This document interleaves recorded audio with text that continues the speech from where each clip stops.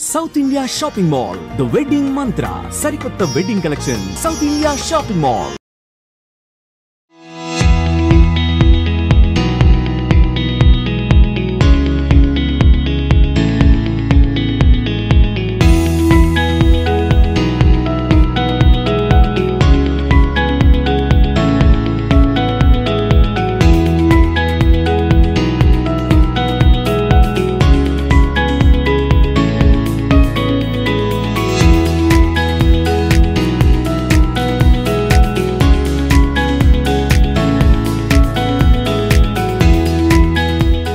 నమస్తే welcome to iDream media. నేను మీ ప్రశాంత్. నా బ్యాక్ సైడ్ మీకు ఒక వార్ ఫ్లైట్ కనిపిస్తుంది కదా, అది TU-142 వార్ ఫ్లైట్.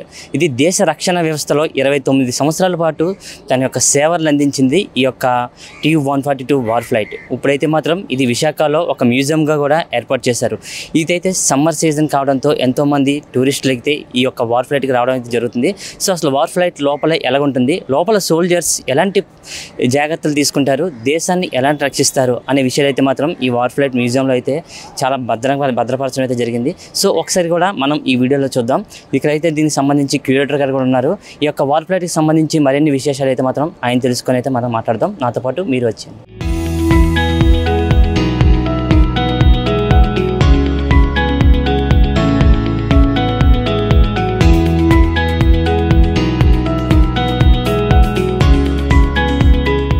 సో మనం అయితే TU-142 వార్ ఫ్లైట్ లోపలికి అయితే రావడం జరిగింది. ఇది ఒక మ్యూజియంగా చాలా చక్కగా అయితే దీని అయితే ఇక్కడ డిజైన్ చేశారు. ఒకసారి సార్తో కూడా మాట్లాడదాం. ఈ వార్ ఫ్లైట్ ఎన్ని సంవత్సరాల నుంచి భారత సేవలో అందించింది, దీనికి సంబంధించి ఇక్కడ ఎంతమంది సోల్జర్స్ దీంట్లో వర్క్ చేసేవారు అనే విషయాలు అయితే మాత్రం మనకి క్యూరేటర్ అయినటువంటి ఎంఆర్ కుమార్ గారు కూడా మనతో ఉన్నారు. ఆయనతో మాట్లాడదాం. సార్ నమస్తే సార్. ఒకసారి కాల్ చేసిన వెంటనే చాలా క్విక్గా రెస్పాండ్ అయ్యారు. నమస్తే సార్. అసలు TU-142 వార్ ఫ్లైట్ ఎప్పుడు మనకి దేశానికి రక్షణ వ్యవస్థకి అందుబాటులో వచ్చింది, దీని యొక్క పనితనం ఎలా ఉండేది సార్? ఇది TU-142 ఎయిర్క్రాఫ్ట్ మనకు 1988లో రావటం జరిగింది. 1988లో వచ్చిన తర్వాత 2 ఎయిర్క్రాఫ్ట్లు వచ్చిన తర్వాత నెక్స్ట్ 6 ఎయిర్క్రాఫ్ట్స్ మొత్తం 8 ఎయిర్క్రాఫ్ట్లు 1992లో INS Rajali అరకోణంలో near to Chennai అక్కడ ఆల్బర్టో స్క్వాడ్రన్ అంటే ఐఎన్ఎస్ 312 ఈ స్క్వాడ్రన్ స్థాపించడం జరిగింది. అక్కడ నుంచి డైలీ ఆపరేషన్స్కి ఈ ఎయిర్క్రాఫ్ట్ వెళ్ళడం జరుగుతుంది అనమాట. నెక్స్ట్ ఏంటంటే ఈ TU-142 ఎయిర్క్రాఫ్ట్ 1988 నుంచి 2017 వరకు మీకు 29 ఇయర్స్ ఇండియన్ నేవీలో మీకు 29 ఇయర్స్ ఇండియన్ నేవీలో మీకు సేవలు అందించింది అనమాట. సో 29 ఇయర్స్ సేవలు అందించిన తర్వాత ఇది 2017 మార్చ్ 29 అనమాట ఇది రిటైర్ అంటే డీకమిషన్ అయ్యి ఇక ఐఎన్ఎస్ రాజా నుంచి వచ్చి ఇక్కడ మన ఐఎన్ఎస్ డాగాలో లాస్ట్ టచ్ డౌన్ అయ్యి ఇక్కడే అంటే దిగి ఇక్కడే ఎయిర్క్రాఫ్ట్ మ్యూజియంగా కన్వర్ట్ చేయడం జరిగింది. అప్పుడు గవర్నమెంట్ అని డెసిషన్ తీసుకొని ఈ ఇలాంటి విమానం మన కన్వర్ట్ చేసి మ్యూజియంగా విశాఖ సాగర్ తీరంలో పెట్టడం జరిగింది. TU-142 వార్ ఫ్లైట్ ఇది ఎంతమందిని క్యారీ చేసుకెళ్తుంది సార్? దీని యొక్క మెయిన్ లక్ష్యం ఇది ఎలా ఉంటుంది సార్? దీనికి TU-142 క్రూ 10 మెంబర్స్ అనమాట. అంటే 10 క్రూ ఉంటారు. 10 క్రూ ఉంటే ఒకటి ఫ్లైట్ కన్నా రియర్ సైడ్ ఉంటారు. ఇక్కడ మీరు చూసినట్లయితే ఇక్కడ 9 మంది ఇక్కడ ఈ పైలట్ విభాగంలో పైలట్ కాక్పిట్ అంటారు. ఈ కాక్పిట్లో 9 మంది అనమాట. ఇటు ఫ్రంట్ సైడ్ 5, రియర్ సైడ్ కాక్పిట్లో 4 ఉంటారు అనమాట. మొత్తం 9 మంది ఇక్కడ ఉంటారు. అంటే ఈ 9 మంది అంటే pilot, copilot, senior observer, flight signaller, flight engineer, sonar operator, senior navigator, టాకో కమ్యూనికేటర్, 9 మంది ఇక్కడే ఉంటారనమాట. ఈ 9 మంది వాళ్ళ తాలూకా information collective information senior navigator తీసుకొని సీనియర్ నావిగేటర్ ఎటువైపు వెళ్ళాలి, ఎక్కడికి వెళ్ళాలి, ఏ దిశగా పోవాలి, ఎక్కడ డ్రాప్ చేయాలి, ఏంటనేసి ఏ ఆపరేషన్ కోసం వెళ్తున్నాం అనేసి అతను డిసైడ్ చేయడం జరుగుతుంది అనమాట. ఇది ఎలక్ట్రానిక్ కంపార్ట్మెంట్. ఇక్కడ ఆటోమేటిక్ ఫ్లైట్ కంట్రోల్ సిస్టమ్స్ అన్ని ఎలక్ట్రానిక్ కాంపోనెంట్స్ అన్ని ఇక్కడ ఉంటాయి. అంటే ఇదన్నీ కన్సీల్డ్ కంపార్ట్మెంట్స్, అంటే సీల్డ్ కంపార్ట్మెంట్స్. ఈ సీల్డ్ కంపార్ట్మెంట్స్లో మనం పబ్లిక్ అంటే టూరిస్ట్ కోసం ఇది పాత్ తయారు చేసాం.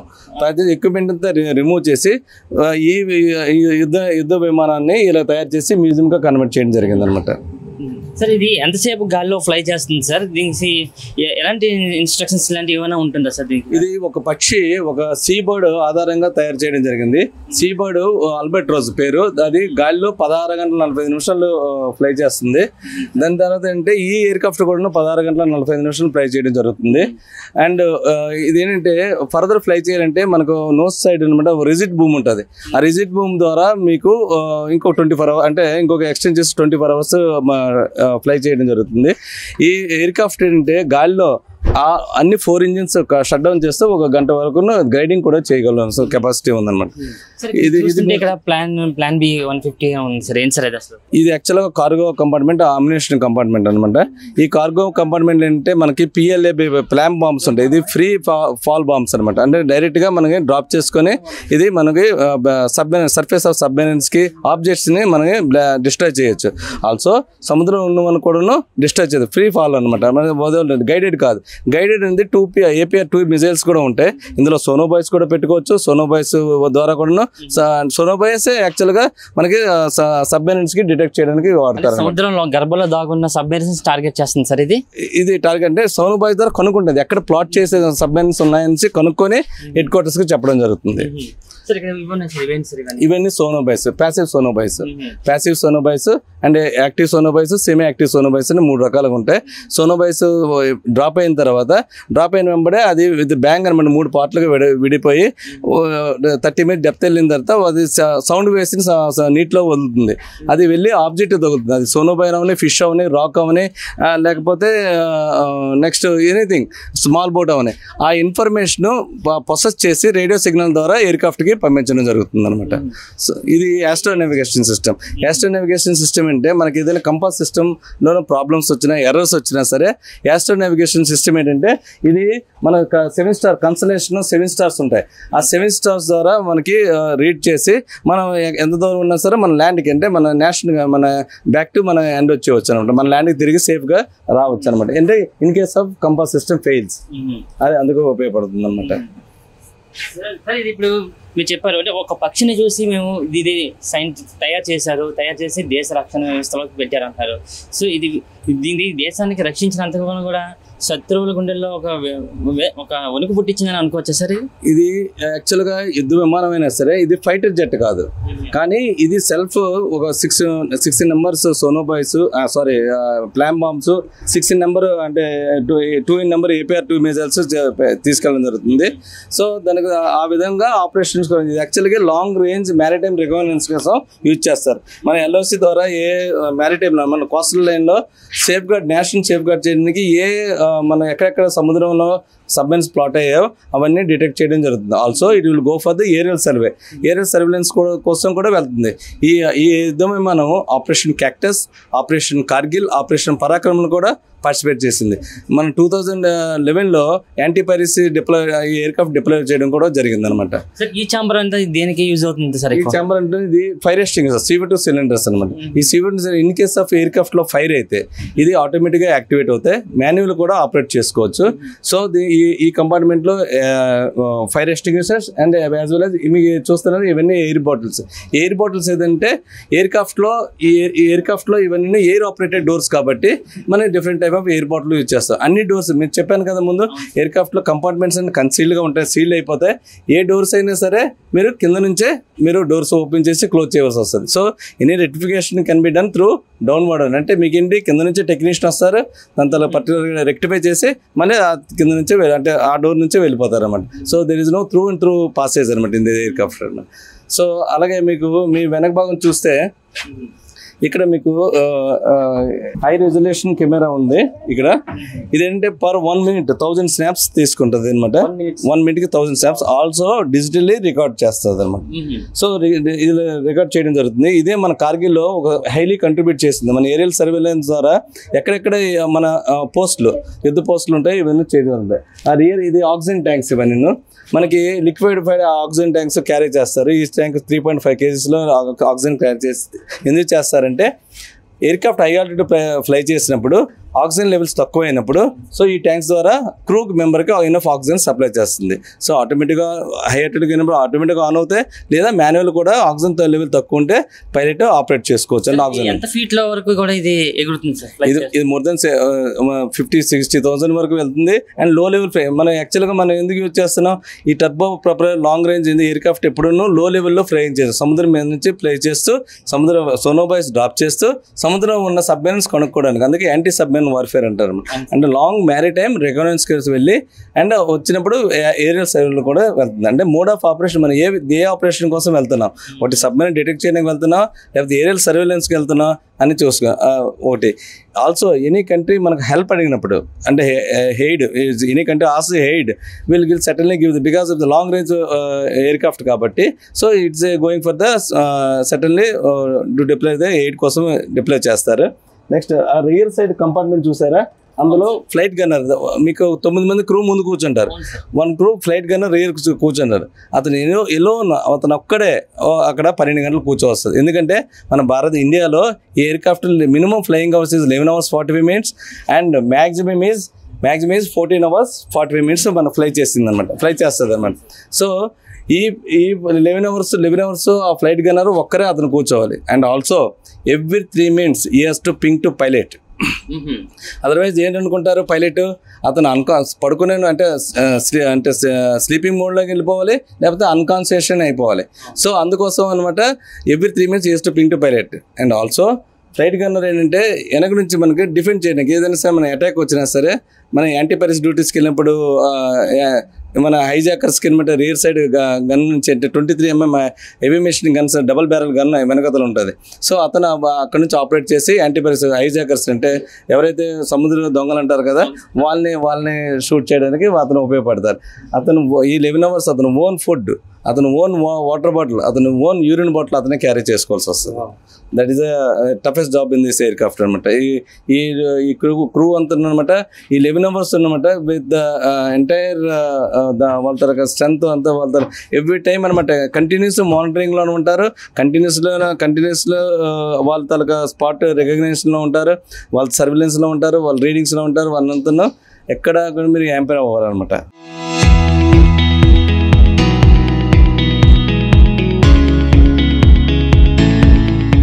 మనమైతే TU-142 వార్ ఫ్లైట్ మరొక మ్యూజియంలోకి రావడం జరిగింది. ఇక్కడ చాలా రకాల గోడల మీద డిజైన్స్తో బొమ్మలు అయితే వేశారు. అసలు ఈ డిజైన్స్ యొక్క అర్థాలు ఏంటి అనే విషయాలు కూడా మనతో సార్ అయితే చెప్తారు.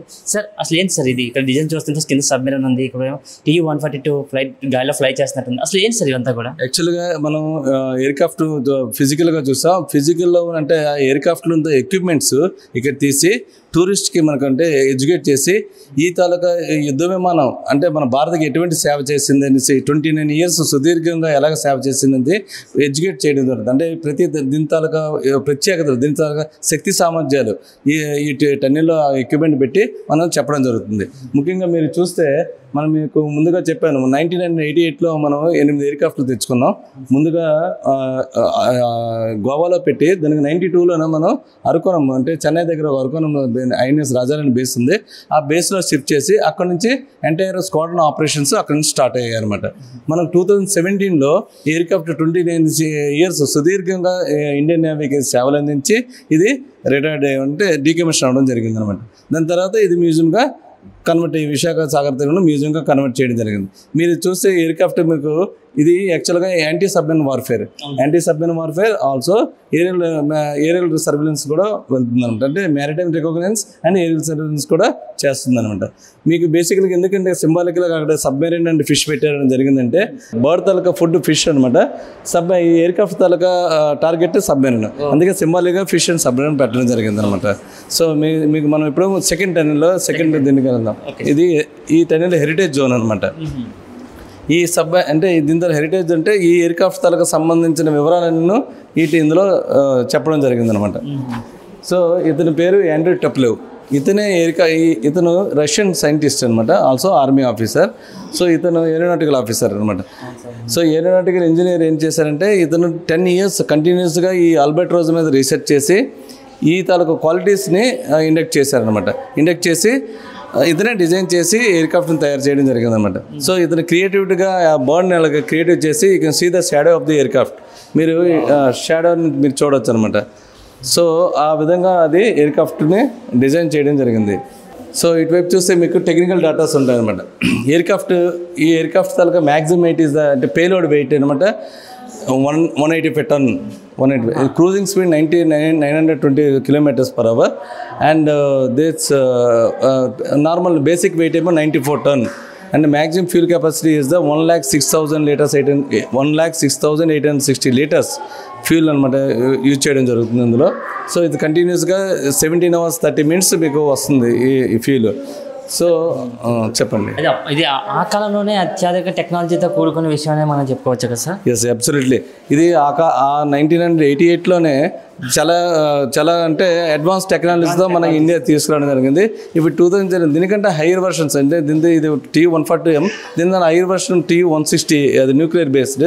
కాకపోతే అంటే టెక్నాలజీ పరంగా అంటే ఇంకా చాలా మార్పులు జరిగాయి. మనం అంటే టెక్నాలజీ పరంగా ఎన్నో మార్పులు జరిగాయి కాబట్టి మనం దీన్ని ఇండియో అండ్ మ్యారిటైమ్స్ దీనికోసం వేరే ఎయిర్క్రాఫ్ట్లు కూడా తేవడం జరిగింది అనమాట. మన అంటే మ్యారిటైమ్ సర్వేలెన్స్ కోసం అంటే రికగ్నెన్స్ కోసం జరిగింది. అంటే ఇది యాక్చువల్గా దీన్ని బ్లాక్ బాక్స్ అంటారు. ఈ బ్లాక్ బాక్స్ ఏంటంటే ఇది ఎప్పుడు కాన్స్టెంట్ ఆరెంజ్ కలర్లో ఉంటుంది. ఇది యాక్చువల్గా flight data recorder or cockpit voice recorder అంటారు. సో ఇది కాన్స్టెంట్ ఆరెంజ్ కలర్ ఉంటుంది కానీ వీ కాల్డ్ బ్లాక్ బాక్స్. ఎందుకు బ్లాక్ బాక్స్ అంటారంటే సైంటిస్ట్ డేవిడ్ వార్న్ ఇనిషియల్లీ అనమాట when use to keep all the radio equipment and all in the secret black metal box. అందుకే మనం ఆ టెర్మినాలజీ బ్లాక్ బాక్స్ అంటాం. కానీ బ్లాక్ బాక్స్ ఎప్పుడు constant orange కలర్లోనే ఉంటుంది అనమాట. ఈ ఎయిర్క్రాఫ్ట్లో 2 బ్లాక్ బాక్సెస్ ఉంటాయి అనమాట. Sir it is escape మొరాల్. Escape మొరాల్ అంటే మనం ముందుగా మీకు చెప్పడం జరిగింది. మనకి ఎయిర్క్రాఫ్ట్ కొంత గంట వరకు గ్లైడింగ్ హై ఆల్టిట్యూడ్లో గ్లైడింగ్ చేయగలదు. సో ఇట్స్ ఫైటర్ జెట్లో ఏంటంటే మీకు ఎజెక్షన్ సీట్స్ ఉంటాయి. ఇక్కడ మన గ్లైడింగ్ ఫెసిలిటీ ఉంటాయి కాబట్టి అంత ఎమర్జెన్సీ ఉన్నాయి. ఎమర్జెన్సీలో ఏం చేస్తారంటే పైలట్స్ ముందు లైఫ్ రాఫ్ట్ని డ్రాప్ చేస్తారు. నెక్స్ట్ ఏంటంటే they jump from the while jumping వల్ల they open the parachute open చేసి జంప్ చేసి విత్ ద పారాచూట్ హెల్ప్ అని సీమెన్ ల్యాండ్ అవుతారు. సీమెన్ ల్యాండ్ అయిన తర్వాత మీరు లైఫ్ రాఫ్ట్లో అకామిడేట్ అవుతారు అనమాట. That is the main concept of how the pilots escape from the ఎమర్జెన్సీలో ప్రమాదం జరిగితే ఎలా ఎస్కేప్ అవ్వాలి అని చూపించడం కోసం జరుగుతుంది. ఇది different type of naval uniforms అనమాట పెట్ట జరిగింది. ఎవరైనా యూత్ చాలా మంది వస్తుంటారు. యూత్ వచ్చింటే they will be motivated to join in the defence నేవల్లో జాయిన్ అవ్వడానికి మోటివేట్ చేయడానికి డిఫెన్స్ జాయిన్ అవ్వడానికి కోసం ఈ నేవల్ యూనిఫామ్స్ పెట్టారు. So different type of naval uniforms అంటే ఏ సందర్భంలో యూనిఫామ్స్ వేసుకోవాలి అని చెప్పడం ఉంది. ఇది సన్సెట్ అనమాట, సన్సెట్ డ్రెస్ అనమాట. ఆఫ్టర్ సన్సెట్ అనమాట all naval person will be in the ఈ డ్రెస్లో ఉంటారు. సన్ రైజ్ అంటే మీకు morning sunrise to sunset ఈ మార్నింగ్ అనమాట ఇందులో ఉండడం జరుగుతుంది అనమాట. ఈ డ్రెస్లో యూజ్ చేయడం జరుగుతుంది. కవరాల్ అంటే మనం ఆన్బోర్డ్ షిప్స్ అండ్ ఎయిర్క్రాఫ్ట్స్లో ఆయిల్ స్పిల్స్ ఉంటాయి. డ్రెస్ యూనిఫామ్ ఖరాబ్ అవుతుంది కదా, అంటే స్పాయిల్ అవుతుంది. అందుకని కవరాలు ఓవరాల్ చేసుకొని మనం దీని మీద వేసుకోవడం జరుగుతుంది అనమాట. It's minister of defence recently introduce the combat dress. ఇది కాంబాట్ డ్రెస్ ఇంట్రడ్యూస్ చేస్తుంది. కాంబాట్ డ్రెస్ అన్ని వేళ అన్ని సమయంలో ఇది వేసుకోవచ్చు ఈ డ్రెస్ అనమాట. సో ఇది మన తాలూకా ట్రైనింగ్ జోన్స్ దీని మీద ఉంటుంది. నెక్స్ట్ ట్రైనింగ్ జోన్స్ మీరు ఇప్పుడు కంప్లీట్ చేశారు. Next equipment zone. ఎక్విప్మెంట్ అంటే ఈ ఎయిర్క్రాఫ్ట్లో ఏ ఎక్విప్మెంట్స్ యూజ్ అయ్యాయి, ప్రైమర్లీ ఏ ఎక్విప్మెంట్స్ యూజ్ అయ్యాయని చెప్పి ఈ ఎక్విప్మెంట్స్ జోన్లో పెట్టడం జరిగింది. మీరు చూస్తున్నట్టయితే ఇవన్నీ sonobuoys, passive sonobuoys, semi active sonobuoys and active sonobuoys. Experience. So ఈ సోనోబాయ్స్ 3 రకాలుగా సోనోబాయ్స్ ఉంటాయి. ఈ సోనోబాయ్స్ మీరు అడిగిన కన్నా sonobuoys to detect the submarines under వాటర్లో సబ్మెరైన్ డిటెక్ట్ చేస్తాయి. ఈ సోనోబాయ్స్ ఎక్కడైతే ఎయిర్క్రాఫ్ట్ నుంచి హై ఆల్టిట్యూడ్ నుంచి డ్రాప్ అవుతాయో సో విత్ ద బ్యాంగ్ అనమాట 3 సెపరేట్ పార్ట్స్గా ఇది మీకు ఓపెన్ అవుతుంది. వాటర్ మీద పడిన తర్వాత 3 సెపరేట్ పార్ట్స్గా ఓపెన్ అవుతుంది. ఓపెన్ అవ్వగానే 10 meters 30 meters డెప్త్ వెళ్తుందంటే the moment touches the sensors, salt water touches the sensors, it emits the sound waves emit చేస్తుంది. నీటిలో సౌండ్ వేవ్స్ ఎమిట్ చేస్తుంది. సో సౌండ్ వేవ్స్ వెళ్ళి ఆబ్జెక్ట్ తగులుతుంది. Let it be fish, let it be rock, let it be submarine ముందు objective తయారు చేసి దాని తాలూకా సోనోబాయ్ తాలూకా capacity బట్టి దాని తాలూకా సౌండ్ దాని తాలూకా shape it will be process radio signal ద్వారా ప్రాసెస్ చేసి త్రూ ట్రాన్స్పాండర్ ఎయిర్ క్రాఫ్ట్ పంపిస్తుంటుంది అనమాట. చాలా. సో మీకు సోనార్ ఆపరేటర్ ఏంటంటే సౌండ్ విధంగా మీకు ఐడెంటిఫై చేస్తారనమాట. మీరు మీ ఐస్ క్లోజ్ చేసి మీ తనకు రకరకాల సౌండ్స్ మీరు ఐడెంటిఫై చేయగలరు. సో అంటే కళ్ళు మూసుకొని సిమిలర్లీ వాళ్ళ సౌండ్ ద్వారా fish or rock or submarine they will identify the account. Turbo generator అంటే basically the supply the AC supply and DC supply. ఎయిర్ క్రాఫ్ట్కి ఏసీ సప్లై కావాల్సి ఉంటుంది అండ్ డీసీ సప్లై కూడా కావాల్సి ఉంటుంది. So that is the reason the turbo generator will be use in the aircraft అనమాట.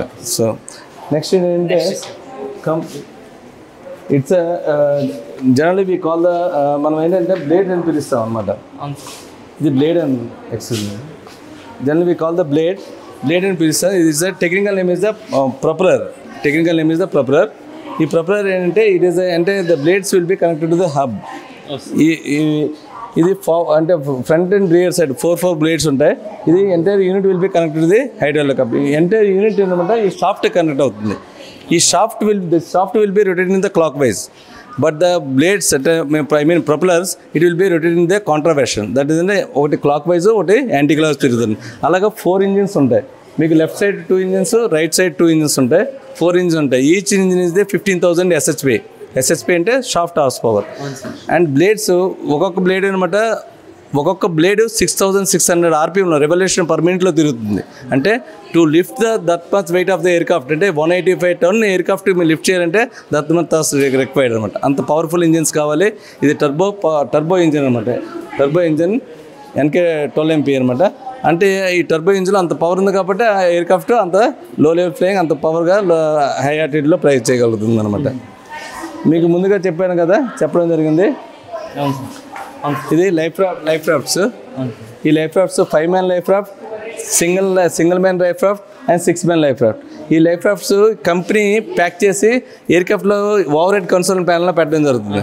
Air craft ఇందా చూపించాను కదా, ఎయిర్ క్రాఫ్ట్లో ఓవర్ హెడ్ కన్సోల్ ప్యానల్ జరుగుతుంది.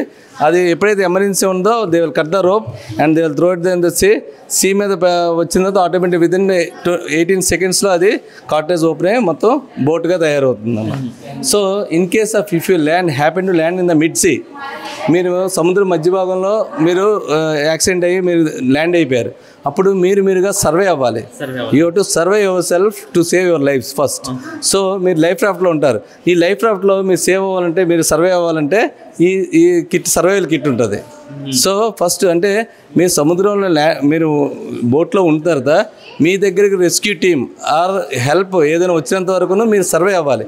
సర్వే అవ్వాలంటే ఈ దానికి సర్వైవల్ కిట్లు ఇవి ఉపయోగించి మీరు సర్వే అవ్వగలరు. ఈ సర్వైవల్ కిట్లు ఏంటుంటాయి, మీ టార్చెస్ ఉంటాయి, ఫ్లేర్స్ ఉంటాయి అండ్ ఒలియోగ్రఫీ ఉంటుంది అండ్ మీకు నావిగేషన్ చార్ట్ ఉంటుంది, వాటర్ ఉంటాయి, సప్లిమెంట్స్ వాటర్ ఉంటాయి, చాక్లెట్స్ ఉంటాయి, biscuit, medicine and match box, waterproof match box ఉంటుంది అండ్ ఫస్ట్ ఎయిడ్ కిట్ ఉంటుంది అండ్ ఫిషింగ్ బుక్స్ ఉంటాయి అనమాట మీకు. And knifes and everything will be there.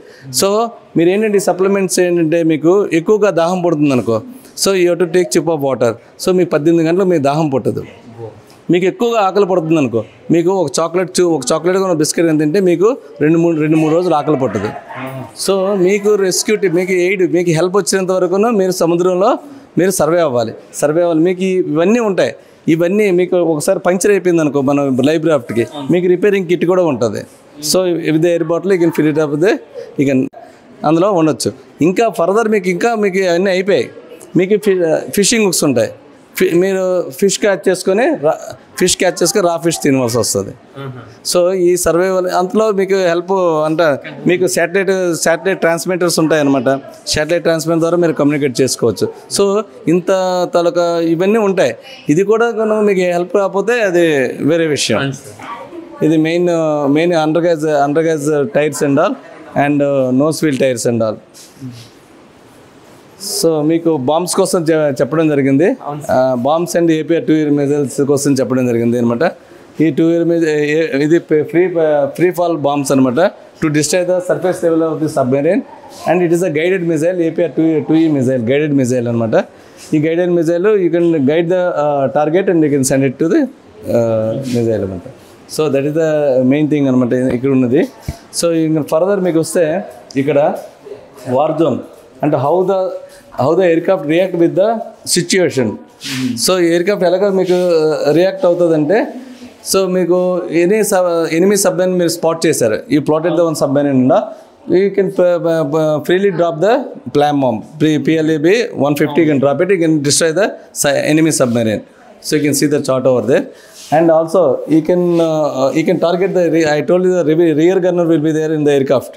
So the gunner will be targeting the piracy purpose, that means sea pirates. So you can destroy the sea pirates also in action. So and next is this is the awards and our zones and she is the Switzerland lady. Switzerland ఎన్ఎంఏ Maday మారస్.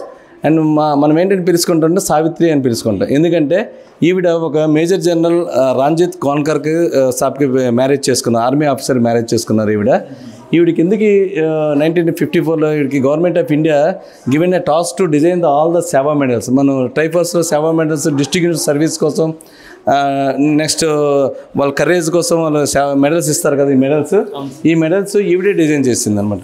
ఎందుకు design చేసిందంటే ఈవిడికి Indian culture కోసం, Indian mythology కోసం, సాంస్క్రిట్ మీద, వేదాస్ మీద అంత knowledge ఉంది. So government of India has given the task to design all the medals. ఈ pick up any medal that represent Indian culture only. That is the greatness of this lady. Okay come. ఇది last commanding officer INS Rajali అక్కడే decommission అయింది కదా. So అక్కడ వాళ్ళు gift ఇచ్చారనమాట దానికోసం. And last room ఏంటంటే, ఈ కారిడార్లో లాస్ట్ రూమ్ ఏంటంటే that is the 3D view of this one and all. What are the photos you have placed in all and Tu-140 aircraft squadrons and all, how they working and all. So all the photos by the INS Rajali photos in India, they have been on retirement, the 29-year service given to the Navy. That photo also placed in all, but they kept in that 3D view. They put in the photo spot. If someone is come and stand and taking the photos, all that will be in the 3D view.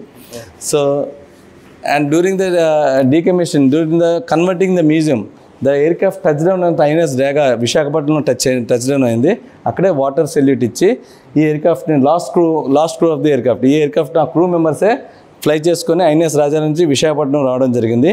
ఆ టైంలో అప్పుడు chief minister of Nara Chandrababu Naidu, today also ఇది chief minister of Andhra Pradesh, civil aviation minister Ashok Gajapathi Raju గారు, and chief of the naval staff of vice admiral HL Biswas తోటి crew మెంబర్తో collector Praveen Kumar గారితో photo అనమాట.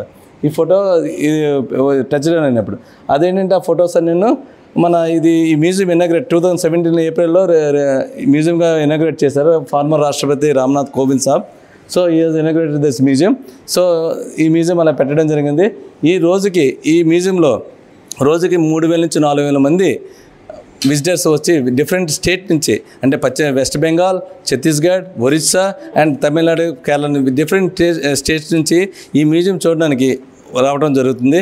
ఇది టూరిస్టులు అంటే వైజాగ్లో ఇది ఒక ఐకానిక్గా మారిపోయింది. Tu-140 మ్యూజియం అంటే ఇది ఐకానిక్ స్పాట్గా మారింది. అంత ఈ యుద్ధ విమానం తాలూకా విశేషాలు, శక్తి సంబంధం తెలుసుకోవడానికి ప్రజలు చాలా క్యూరియాసిటీగా ఉన్నారు. టూరిస్టులకి ఇది వినోదాన్ని అందిస్తుంది, మరోపక్క ఎడ్యుకేషన్ కూడా అందిస్తుంది అంటారా సార్? Yes, exactly. ఒకవైపు వినోదాన్ని అందిస్తుంది, ఒకవైపు ఎడ్యుకేట్ కూడా చేస్తుంది. అంటే మన నేషన్ని సేఫ్ గార్డ్ చేయడానికి ఇండియన్ నేవీ ఇంత శక్తి సామర్థ్యంతో ఎయిర్క్రాఫ్ట్, ఇంత బిగ్గెస్ట్ ఎయిర్క్రాఫ్ట్. ఎందుకంటే Tu-140 ఎయిర్క్రాఫ్ట్ ఇది టర్బో ప్రొపెల్లర్లో బిగ్గెస్ట్ ఎయిర్క్రాఫ్ట్, లార్జర్ ఎయిర్క్రాఫ్ట్. ఇంత ఎయిర్క్రాఫ్ట్ మనం యూజ్ చేసి మన ఇండియన్ నేవీలో యూజ్ చేయడం అనేది ఇట్స్ ఎ గ్రేట్ థింగ్. ఇది అంటే టూరిస్ట్ హబ్గా మారిపోయింది అనమాట మన Vizag city. Vizag the kind of city they always maintain the living museums only. So Vizag కోసం అనమాట ఈ Tu-140 ఎయిర్క్రాఫ్ట్ అనేది ఒక ఐకానిక్ అనమాట అంతే. సో అందుకే ప్రజలు కూడా అంత క్యూరియాసిటీతో చూడదు. అంటే ఎయిర్క్రాఫ్ట్ ఎలా ఉంటుంది అంటే అక్కడ పోయి అంటే యుద్ధంలో కానీ ఆ స్క్వాడ్రన్స్కి వెళ్ళి ఎలాగా చూడలేరు ప్రజలు. రిటైర్ ఏంటంటే డీకమిషన్ వచ్చిన తర్వాత దీని తర్వాత శక్తి సామర్థ్యాలు ఏంటి, ఎలా పనిచేసింది అని ఎడ్యుకేటింగ్ జరుగుతుంది. ఆల్సో ఇది యూత్కి చాలా ఉపయోగపడుతుంది. ఇంజనీర్స్ కానీ యూత్, నేను కూడా డిఫెన్స్లోకి వెళ్ళి నేను సేవలు ఎలాగ అందించాలనేసి వాళ్ళకి ఉపయోగపడుతుంది. Thank you sir. Thank you so much.